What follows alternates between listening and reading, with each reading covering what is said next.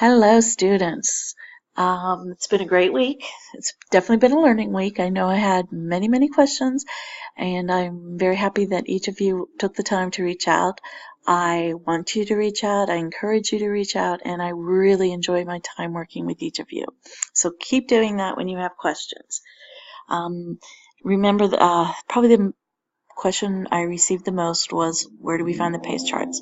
So we want to remember in the Canvas courses, you will find your PACE charts under the Announcement tab. The Announcement tab is on the left-hand side of the screen. OdysseyWare students, you will find your PACE chart built right into your class, and it appears that the date the assignment is due appears right beside the assignment. If you are unable to find that, please reach out and I will walk through it with you to make sure you know exactly where the PACE is. It's important to follow the PACE in order to be able to finish the class on time. It's okay to work ahead of PACE. If you're a little behind PACE, please reach out to me. Don't forget, I always encourage that. Please make sure that you take time to read the announcements in the Google Classroom. All right, you each have your own Google Classroom now. You want to make sure to read the announcements in the Google Classroom. And that's simply by going into your classroom and clicking on class announcements. And I also sent a personal email to each and every one of you, so please take time to go into your email. It's important that I have a welcome document that I send each of you through email. If you can't access your email, then you can also find the class announcement in your own class. I know that I'm getting many new students each day. I'm trying to keep up on that each day and get you added to the Google Classroom, get your welcome announcements sent out. So if I miss you and you go a day and you don't hear from me, please reach out and you can find me on Hangouts, and so I can get you added to the class. I think that's pretty much, those were the questions. The PACE chart seemed to be okay. So each class is working on different activities as far as some are creating their activity log each week and have to log in 225 minutes of exercise. Some are working on designing their wellness plan. But I'm getting a question now is, with the winter months, it's been hard to keep up on their activities. Sometimes in each of the classes, you'll have skill tests, and the skills at most times are designed for outside.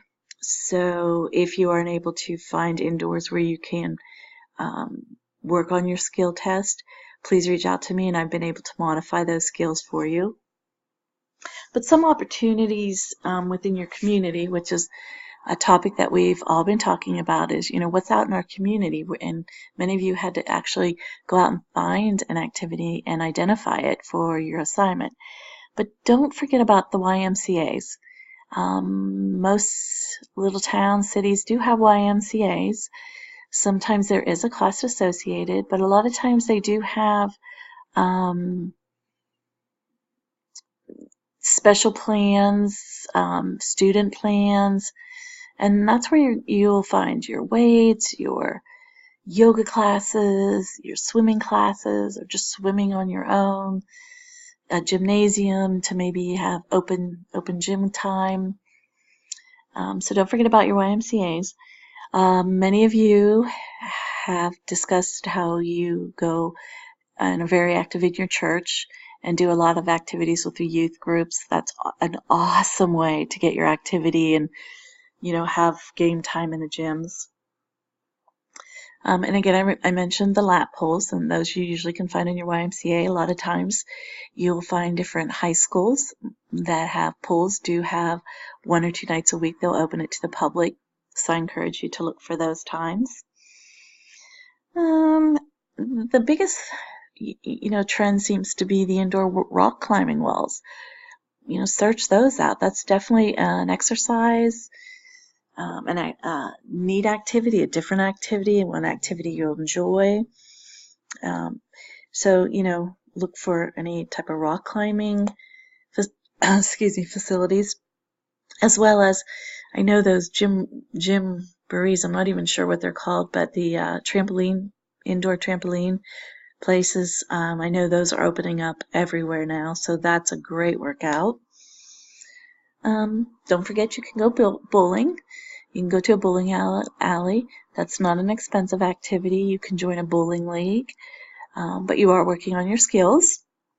It may not be a cardio workout, but you're still working on skill development. Sometimes there's indoor driving ranges. I know we've had some units in golf. So many of you have expressed that you are interested in playing golf, or you already do participate in the game. So you can look for indoor driving ranges, fitness clubs. Again, ask if there's any student, specials for joining the club. Maybe if it's a nice day like it was today in our area, take advantage of going out for a nice brisk walk or getting your friends outside and playing some games. It might be too muddy to play in the fields or too wet, and I understand that, but you can still walk on the sidewalks. Just get up and move. So those are some ideas. You can also now, we all stream on YouTube. You can look for yoga classes, Pilates classes, almost any exercise you really want to participate in at home, you can find on YouTube. So that's another great place to access any type of videos. Before, in my day, you would have to buy the video, then buy the DVD, but now you can just access it right on YouTube. So those are some ideas, because I know many of you, and like I said, I know sometimes the skills they're asking you to do, throwing, catching, really require a huge gymnasium or being outside. So like I said, if you're unable to have access to anything to help you with your skills, just please reach out and I will modify those. And the very last thing I want to talk about is many of the classes right now we are discussing, the benefits of working out with other people, participating in activities with other people, joining teams, joining sports. So today I just want to talk real quick about our social benefits. And some of those social benefits we forget about, but if you join a league or a team or participate in a new activity, you might develop friendships. So that's a good way to develop friendships, relationships. When you're at home all day, working in front of your computer, that might be a really, nice way to interact with your peers. And, when you are participating in activities with others, you are developing your skills to socialize. That's a good way to not only develop them, but even improve your skills with your peers and the adults, because many times the adults are the leaders or the coaches. So that's a good way to become more socialized. You could develop your leadership skills by being, we talk about taking turns, but when it's your turn to be the leader, you can work on your leadership skills.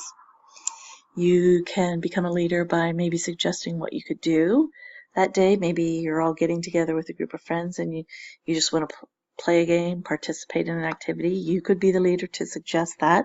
And we're learning a lot of those activities now through our classes. You learn to work together. You learn to cooperate with each other. And you're learning to make decisions and become more responsible. And those are the social benefits of working out with peers. And it doesn't have to be someone we always know. It can be new acquaintances, new friends. So that's pretty much what we're going to talk about today. Continue to look in your communities for activities. I really very much encourage that. And keep working on your wellness plans and your activity logs, and have an awesome week. Don't forget to reach out if you have any questions, and I will be talking to you in the next launch. And like I said, have a great week.